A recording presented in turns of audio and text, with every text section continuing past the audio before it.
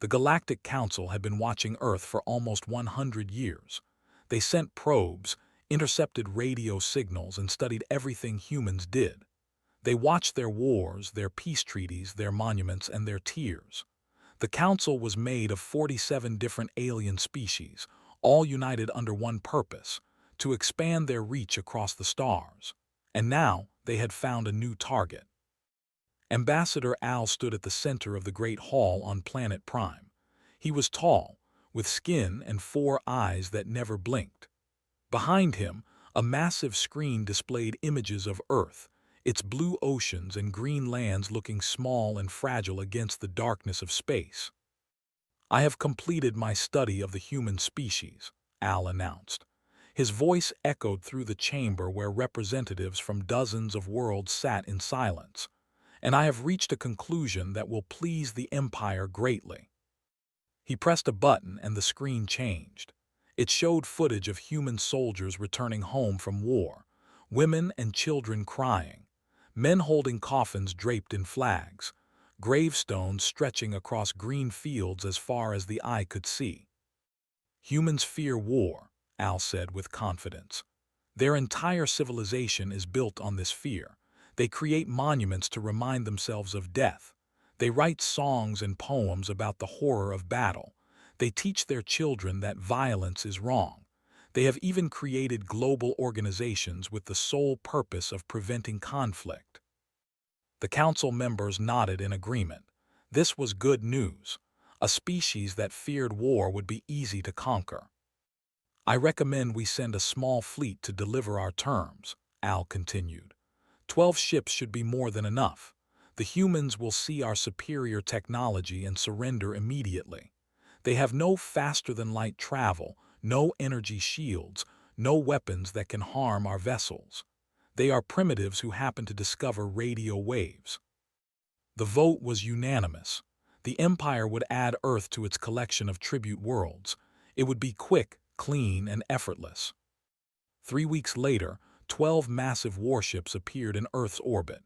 Each one was larger than any structure humans had ever built. They blocked out the sun over major cities, casting shadows that stretched for miles. In Washington, D.C., Secretary of Defense Daniel Carter received the alien transmission in a bunker deep beneath the Pentagon. He was 53 years old, with hair and tired eyes that had seen too many conflicts in his lifetime. Beside him stood Admiral Lisa Monroe, a woman in her late 40s whose calm demeanor hid a sharp tactical mind. General Brooks completed the trio, a broad-shouldered man who had served in 3 different wars before his 40th birthday. The message from the aliens was simple: surrender all military assets, accept rule, pay tribute in resources and labor for the next 10,000 years. Failure to comply would result in the destruction of major population centers. Daniel read the message 3 times. He looked at Lisa, then at. The room was silent except for the hum of computers and the distant sound of people panicking in the streets above. "They think we are afraid of war," Daniel said quietly. Lisa shook her head. "They studied us for 100 years and learned nothing." Pulled up a console and began typing. "Should I activate the defense protocols?" Daniel thought about his father who had served in Vietnam. He thought about his grandfather who had stormed the beaches of Normandy. He thought about every soldier who had ever worn a uniform, knowing they might never come home. They had all been afraid, every single one of them, but they had fought anyway. "Yes," Daniel said. "Wake up everything we have, every missile, every submarine, every plane. Contact every nation on Earth. Tell them what is happening." Within 6 hours, something remarkable happened. Countries that had been rivals for centuries put aside their differences. Nuclear powers shared their launch codes. Intelligence agencies opened their files. Military commanders from every corner of the globe joined a single communication network. For the first time in human history, Earth spoke with one voice.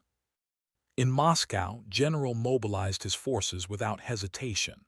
In Beijing, Commander Wei coordinated with her American counterparts as if they had been allies forever. In London, Paris, Tokyo, and 100 other cities, leaders made the same choice. They would not surrender. They would not kneel. They would fight. The alien fleet waited in orbit, expecting a white flag. Instead, they received a message from Earth that confused them greatly. This is Secretary of Defense Daniel Carter speaking on behalf of the United Nations of Earth. We have received your demands. Our answer is no. If you want this planet, you will have to take it from us. And we promise you this. The cost will be higher than you can imagine. On the flagship, Commander listened to the transmission with disbelief. He was a veteran of 63 planetary conquests. No species had ever refused his terms. He turned to his tactical officer with narrowed eyes. "They are bluffing," he said. "They have no weapons that can penetrate our shields." His officer checked the sensors and froze. "Commander, I am detecting massive energy signatures across the planet's surface. They are activating weapon systems everywhere, thousands of them. Primitive missiles," and scoffed. "They will bounce off our hulls like rain." But deep in his chest, something stirred. A feeling he had not experienced in 3 centuries of warfare. It was small and unfamiliar, but it was there. It was doubt. Back on Earth, Daniel Carter stood in the command center surrounded by screens showing military assets coming online around the world. Submarines surfaced in every ocean. Planes took to the skies. Soldiers reported for duty without being asked. Civilians volunteered to help in any way they could. Lisa Monroe approached him with a tablet showing the latest intel. "The aliens have superior technology, superior numbers, and superior firepower. By any logical measure, we should surrender." Daniel looked at her. "And what do you think?" Lisa smiled. It was not a happy smile. It was the smile of someone who knew exactly what was coming and had made peace with it. "I think they made a mistake. They saw our graveyards and thought we were weak. They saw our tears and thought we were broken. They do not understand that we remember our dead because we honor them. We cry because we loved them. And we will fight to our last breath because that is what they would have wanted us to do." Brooks joined them, his face set with grim determination. "All assets are ready. The whole world is watching. What are your orders?" Daniel Carter took a deep breath. He thought about the alien ships hovering above like dark clouds. He thought about every person on Earth looking up at the sky and wondering if tomorrow would come. He thought about fear and what it really meant. "Tell them to prepare for war," he said. "They wanted to see what humans are capable of. Let us show them." The first shots of the war came 12 hours after humanity refused to surrender. Commander had given them time to reconsider, believing they would eventually see reason. When they did not, he gave the order to begin the invasion. Landing craft descended from the 12 warships like metal rain. Each craft carried 100 soldiers, armed with weapons that could cut through steel like paper. Their mission was simple: destroy military installations, capture government leaders, and force submission through overwhelming power. They expected no real resistance. They were wrong. Price was 32 years old and had been flying fighter jets for 9 years. She grew up in a small town in Ohio where her father ran a hardware store and her mother taught elementary school. As a child, she had watched planes fly overhead and dreamed of touching the clouds. Now she led a squadron of 16 aircraft against an enemy that should have been impossible to fight. "All units, this is Eagle Leader," she said into her radio. "Target the landing craft before they reach the ground. They may have shields, but shields have limits. Hit them with everything we have." Her squadron climbed through the clouds and saw the alien vessels for the first time. They were huge, dark, and covered in strange symbols that glowed with purple light. Felt fear grip her heart like a cold hand. She thought about her parents, her younger sister, her childhood dog who had died 3 years ago. She thought about all the things she might never see again. Then she pushed the throttle forward and flew straight at the enemy. The battle was chaos. Human missiles exploded against alien shields, and for a moment it seemed like N was right. Their weapons were useless. But then something happened that they had not anticipated. The humans did not stop firing. They did not retreat. They kept coming, wave after wave, hitting the same spots on the shields until cracks began to form. "Commander," the tactical officer shouted on the flagship, "their weapons are primitive, but they are concentrating fire on single points. Shield integrity is dropping on multiple landing craft." And watched the battle unfold with growing unease. How is this possible? They should have given up by now. "They are not giving up, Commander. They are accelerating their attacks." Price saw one of her pilots go down. His plane exploded in a ball of fire that lit up the morning sky. She heard his voice cut off mid-sentence, and she knew he was gone. His name was Cooper. He was 26 years old. He had a girlfriend back home who was waiting for him to propose. She did not have time to mourn. Another landing craft was breaking through the clouds, and she turned her plane toward it. "Eagle 5, Eagle 7, form up on me," she ordered. "We are going to hit that big one together." 3 planes dove toward the landing craft, firing everything they had. The alien ship returned fire with energy beams that turned the air itself into flame. Eagle 5 was hit first, spiraling down into the ocean. Eagle 7 lost a wing but kept flying for another 30 seconds before the pilot ejected.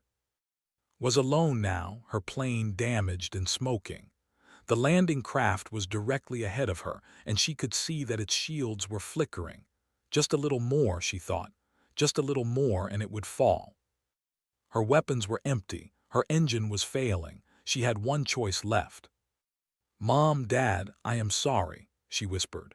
Then she aimed her plane at the enemy ship and pushed the throttle as far as it would go. At the last second, she pulled the ejection handle. Her seat rocketed away from the plane as it crashed into the landing craft's weakened shields. The explosion was massive, bright enough to be seen from space. The alien vessel broke apart and fell into the Pacific Ocean like a wounded bird. Floated down under her parachute, watching the debris fall around her. She was burned, bleeding, and barely conscious, but she was alive, and so was her planet. The battle lasted for 6 hours. By the end, humanity had lost 3,000 soldiers, 200 aircraft, and 4 naval vessels. But they had lost 5 landing craft and 2 of their warships. It was a price they had never expected to pay. On the flagship, and stood in silence as damage reports came in. His fleet had been reduced from 12 ships to 10, against a species that did not even have space travel, against a species that was supposed to be afraid. How, he asked no one in particular, how did they do this? His tactical officer pulled up footage from the battle. Human pilots flying into certain death. Soldiers charging fortified positions without hesitation. Medical teams running into active combat zones to save the wounded. It made no sense by standards. When defeat was certain, you surrendered. When the odds were impossible, you negotiated. You did not throw your life away for nothing. "They are insane," the officer said quietly. "There is no other explanation." But Anne was beginning to suspect there was another explanation. He just did not want to accept it. On Earth, the survivors gathered their dead and began counting their losses. Daniel Carter received reports from every continent. The news was mixed. They had hurt the enemy badly, but at a terrible cost. And there were still 10 warships in orbit, ready to continue the attack. "They will send more next time," Lisa Monroe said. "They will not make the same mistakes." "Neither will we," Daniel replied. "Get me the names of every pilot who flew today, every soldier who fought, every person who did not come home. I want to know who they were." Price was rescued from the ocean 4 hours after the battle. She had second-degree burns on her arms and legs, a broken collarbone, and a concussion that made the world spin around her. When the medics asked her name, she could barely speak. "Did we win?" she managed to ask. The medic looked at her with tired eyes. "We survived. That is enough for now." Across the world, people watched the news and saw the footage of the battle. They saw planes falling from the sky and ships burning on the water. They saw body bags and hospital rooms and families crying. And they saw something else too. They saw humans fighting back against impossible odds. They saw courage that they had not known they possessed. A retired teacher in Chicago watched the coverage and called his old military unit. A factory worker in Detroit walked into a recruitment office and signed her name. A teenager in Texas hugged his mother and told her he wanted to help. Something was awakening in humanity. Something old and powerful that had been sleeping for generations. It was not hope. It was not rage. It was something deeper, something written into human blood since the first humans picked up rocks and decided to fight instead of run. The aliens had made a mistake. They had come to Earth expecting sheep. They had found wolves. And the wolves were just getting started. The Galactic Council demanded answers. For 4,000 years, the Empire had conquered world after world without significant resistance. Species surrendered when they saw the warships. Civilizations collapsed when they heard the demands. No one fought back. No one was foolish enough to try. But Earth was different. Earth had drawn blood. Ambassador Al stood before the council once again, but this time he was not confident. His four eyes moved nervously across the chamber as he tried to explain what had happened. The other representatives watched him with a mixture of confusion and anger. "You told us humans fear war," High Chancellor Eth said from his elevated seat. His voice was cold and heavy with disappointment. "You told us they would surrender at the first sign of force." "They should have," Al replied. "Every indicator suggested they would. Their history, their culture, their psychology, everything pointed to a species traumatized by violence. And yet they destroyed 2 warships." Al had no answer for that. He had studied humans for decades. He had read their literature, watched their films, analyzed their behavior. He had seen them cry at funerals. He had seen them protest against wars. He had seen them teach their children that violence was wrong. How could such a species fight with such ferocity? His assistant, a young named, approached him after the council session. She carried a data tablet filled with new information she had gathered from the battle footage. "I think I understand what we missed," she said quietly. "May I show you?" Al followed her to a small viewing room. The screen lit up with images from Earth's history, but these were different from the ones he had studied before. These showed humans at war, not mourning after it. "This is a place called Normandy," explained.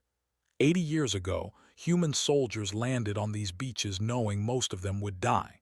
They ran into machine gun fire, stepped over the bodies of their friends, and kept advancing.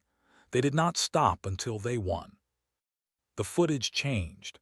This is a city called Stalingrad. Humans fought here for months in conditions that would break any soldier.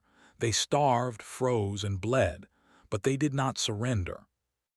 Al watched in silence. He had seen these events in his research, but he had focused on the aftermath, the memorials, the tears, the promises to never let it happen again. He had missed the part that mattered most.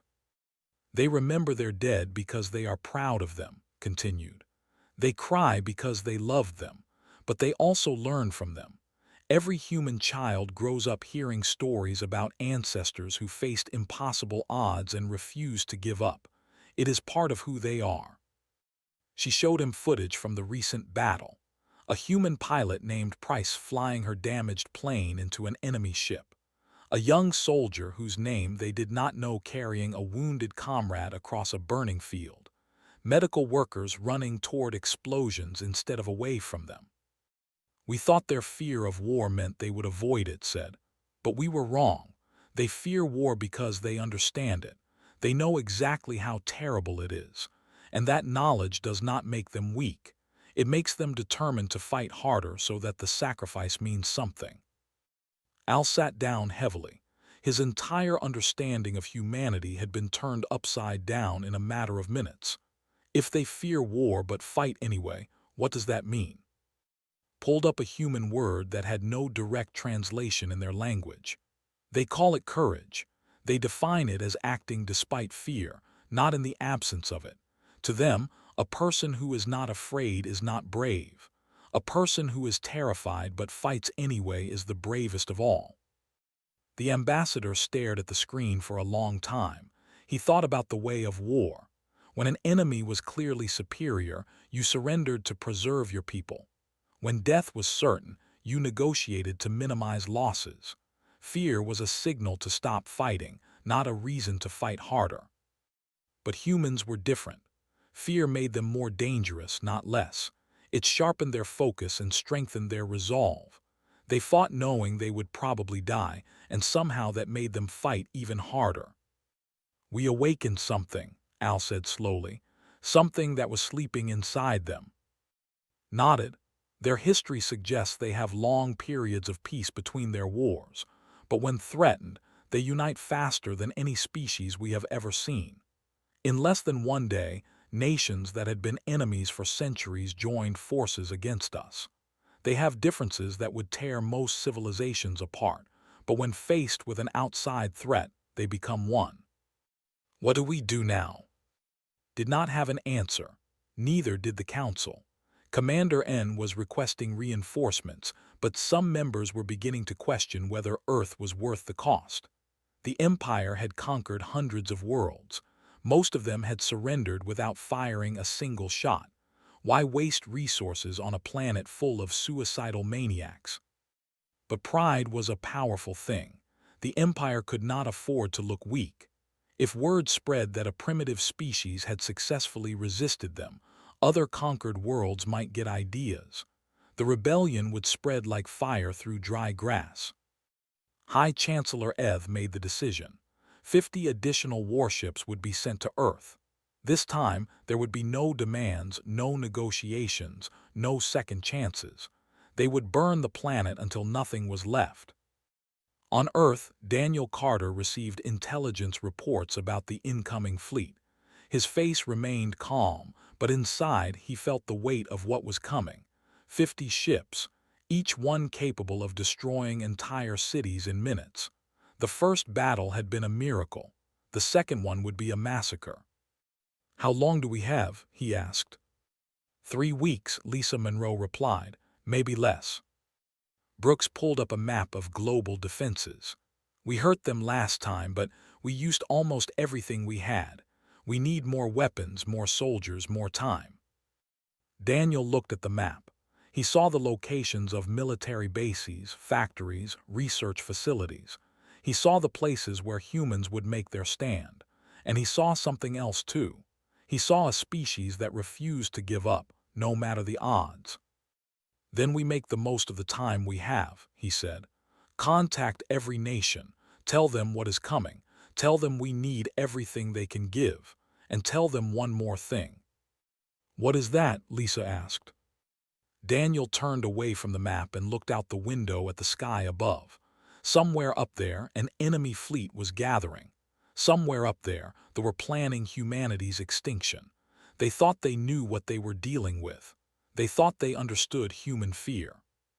"Tell them," Daniel said quietly, "that fear is not our weakness. It is our weapon." The 3 weeks before the second invasion were unlike anything in human history. Nations that had spent decades pointing weapons at each other now shared their secrets openly. Scientists who had competed for funding now worked side by side in the same laboratories. Factories that had been closed for years reopened with workers who had never met each other but felt like family. Fear can destroy a civilization, but it can also unite one. Humanity chose unity. Was 73 years old and had been retired for 8 years. She had served in the military for 4 decades, rising to the rank of general before her body told her it was time to stop. Her husband had been a soldier. Her son had been a soldier. Her grandson had been a soldier. All 3 of them were buried in the same cemetery in Virginia, their graves marked by simple white stones. When the call came asking her to return to service, she did not hesitate. "I watched my family give everything for this country," she told the young officers who now served under her command. "I watched them leave home knowing they might not come back. They did it because they believed in something bigger than themselves. Now it is our turn to do the same. She was put in charge of coordinating ground defenses across North America. It was an impossible task. The aliens had technology that made human weapons look like toys. Their shields could stop missiles. Their armor could survive direct hits. Their soldiers were stronger, faster, and better equipped. But had learned something in her long career.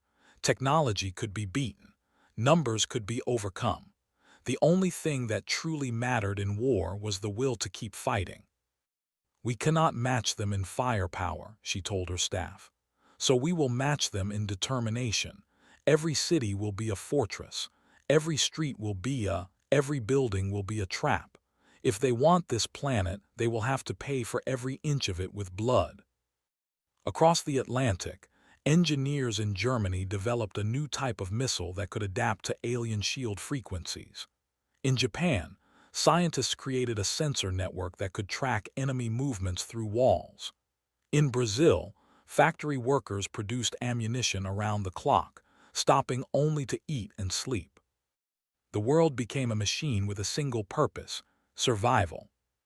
Cole was 19 years old and had been a soldier for exactly 3 months. He came from a small town in Montana where the sky stretched forever and the nearest neighbor was 5 miles away. He had joined the military because he did not know what else to do with his life. Now he found himself on the front lines of a war against aliens. His unit was stationed in Chicago, preparing defenses around the city center. They dug trenches, set up barriers, and planted explosives on every corner. Did not understand most of the tactical decisions, but he understood one thing clearly. They were getting ready to fight something that should not exist. "Are you scared?" asked Maria Santos, a 22-year-old corporal who had grown up in Los Angeles. Looked at her. She had dark eyes and a scar on her cheek from a training accident. She was the best shot in their unit and the worst at following orders. He liked her immediately. "Yes," he admitted. "Are you?" "Terrified," she said with a small smile. "But my grandmother always said that fear is just your body telling you that something matters. If you were not afraid, you would not care about losing." The fleet arrived on schedule. 50 warships appeared in orbit, blotting out the stars like a curtain of darkness. Commander and broadcast his final message to Earth. There would be no negotiation this time. There would be no mercy. The second battle began at dawn. Landing craft descended like a storm, hundreds of them falling through the atmosphere toward major cities. Human defenses opened fire immediately, filling the sky with missiles and bullets and desperate hope. The new weapons worked better than expected.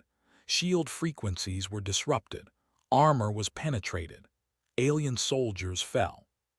But not enough of them. They landed in force across 3 continents. They pushed through human defenses with brutal efficiency, taking ground that had been prepared for months in a matter of hours. Cities burned. Populations fled. The news showed images that would haunt humanity for generations.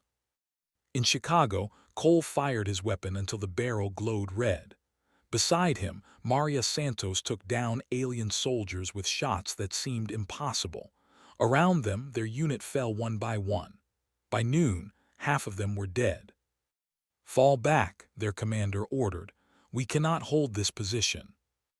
Grabbed a wounded soldier and dragged him toward the evacuation point. The man was unconscious, bleeding from wounds that looked fatal. Did not know his name, but that did not matter. He was human. He was family. They ran through streets filled with smoke and fire. Buildings collapsed around them. Alien aircraft screamed overhead. Maria covered their retreat, firing at anything that moved. She took a shot to the shoulder but kept going. And then saw something that changed everything. An alien soldier lay on the ground ahead of them. He was wounded, his skin torn open by shrapnel. His weapon was gone. His eyes, 4 of them, looked up with something that might have been fear. Could have kept running. He could have left the alien to die. No one would have blamed him. The creature was the enemy. It had come to destroy everything loved. But was human, and being human meant something. He stopped, handed the wounded soldier to Maria, and walked toward the alien. Around him, the battle raged on. Explosions shook the ground. Voices screamed orders he could not hear. None of it mattered. Knelt beside thee and looked into his eyes. I do not know if you can understand me, he said, but I am not going to let you die here. He lifted the alien onto his shoulders and carried him toward the evacuation zone. Maria stared at him like he had lost his mind.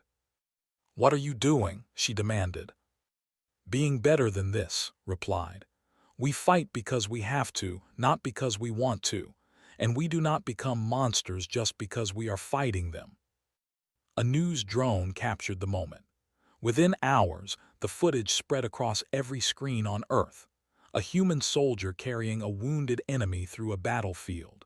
A species that was fighting for its survival, still finding room for mercy. The image reached the flagship. Commander and watched it in silence, and for the first time in his long career, he felt something besides confidence. He felt afraid. The second battle lasted for 11 days. Cities fell and were reclaimed. Ground was lost and won back. Humans died by the millions, but they kept fighting with a fury that they had never seen.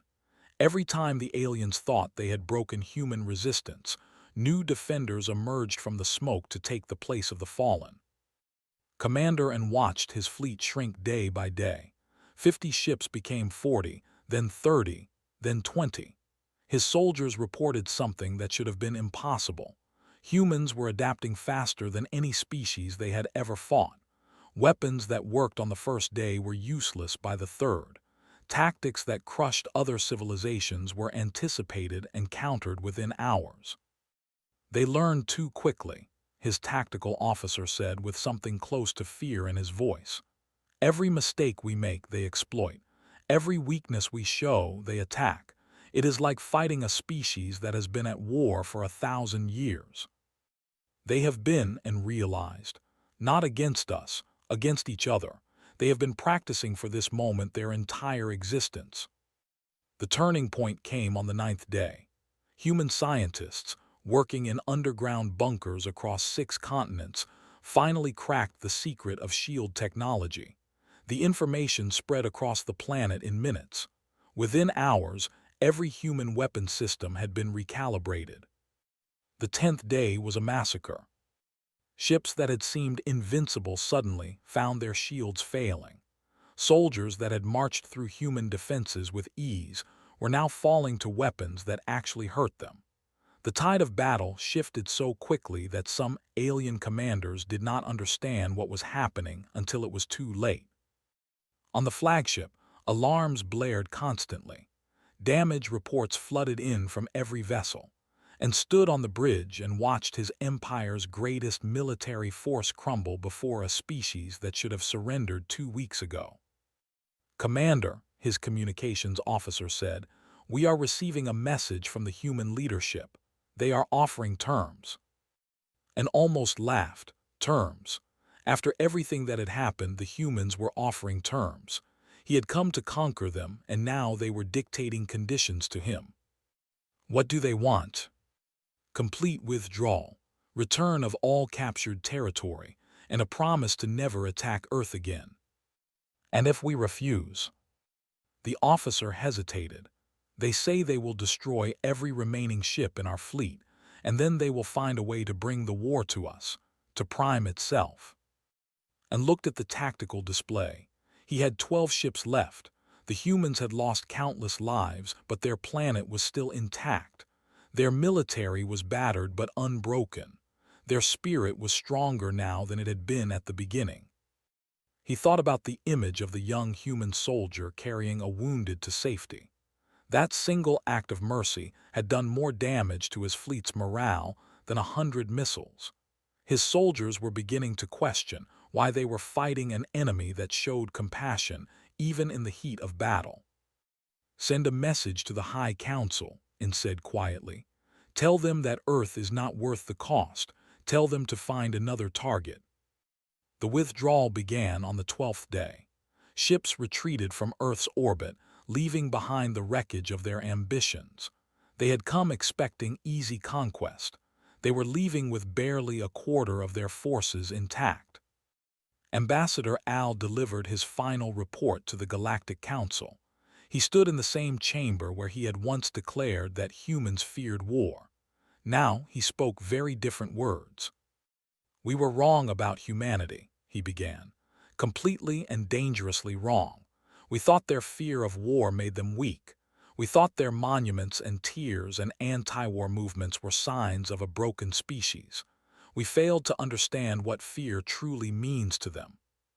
He displayed images from the battle.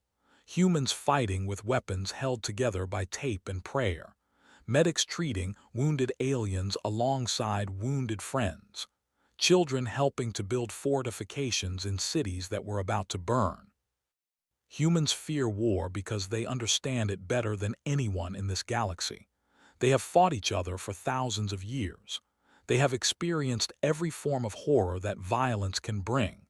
They know exactly what they stand to lose when conflict begins.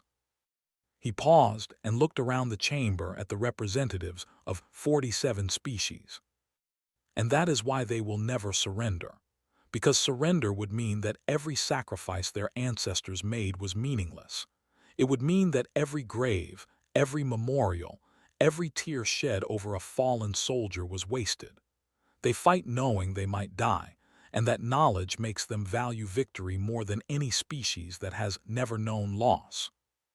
The Council voted to classify Earth as a protected world. No member civilization would be permitted to attack it. The official reason was diplomatic, but everyone knew the truth. Earth was too dangerous to fight. Humanity was too stubborn to defeat.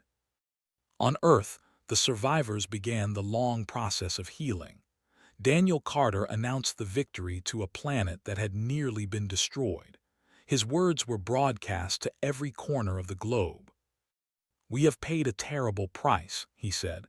"Millions of our brothers and sisters are gone. Cities lie in ruins. Families have been broken. We will carry the scars of this war for generations." He looked into the camera, and his eyes held the weight of everything humanity had endured. "But we are still here. We fought against impossible odds and refused to break. We showed the galaxy what humans are made of. Not our technology, not our weapons, but our spirit, our refusal to give up, our determination to protect what we love." Price watched the broadcast from a hospital bed. Her burns were healing, but she would carry the marks forever. Beside her, other wounded soldiers watched in silence. Some of them cried. Some of them simply stared. Cole stood in the ruins of Chicago with Maria Santos. They had survived the battle, but many of their friends had not. The alien he had saved had been taken prisoner and had visited him twice. They could not speak the same language, but something passed between them, something like understanding. "Do you think they will come back?" Maria asked. Looked up at the sky where the stars were beginning to appear. Somewhere out there, they were retreating to their distant empire. Somewhere out there, other species were learning about what had happened on Earth. "Maybe," he said, "but if they do, we will be ready. We will always be ready." Stood at her family's grave and placed flowers on the stones. She had lost more soldiers in the past 2 weeks than in her entire previous career, but she had also seen humanity rise to meet an impossible challenge. "We did it," she whispered to her husband, her son, her grandson. "We fought and we survived, just like you taught us."